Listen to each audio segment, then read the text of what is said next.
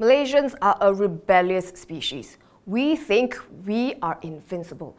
I mean, we are the people who refuse to use zebra crossings because we believe we can stop traffic with the power of the hand.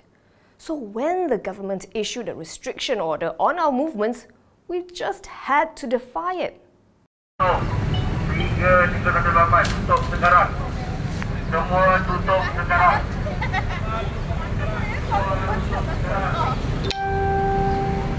And this is despite warnings that we can be fined or even jailed for up to 2 years just for parking outside. So why do we still behave like this?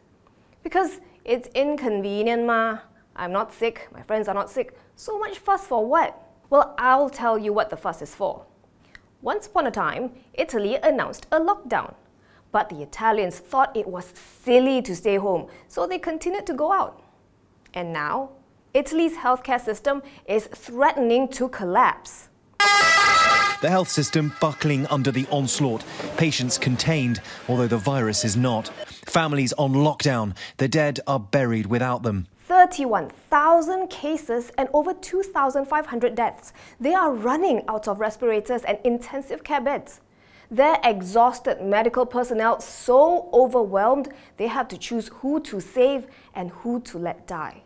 Waiting lists, even for funerals. Back home, our health DG is pleading with us to stay home because if we continue to take this lightly, we could face a third wave, and the next one, he says, will be bigger than a tsunami.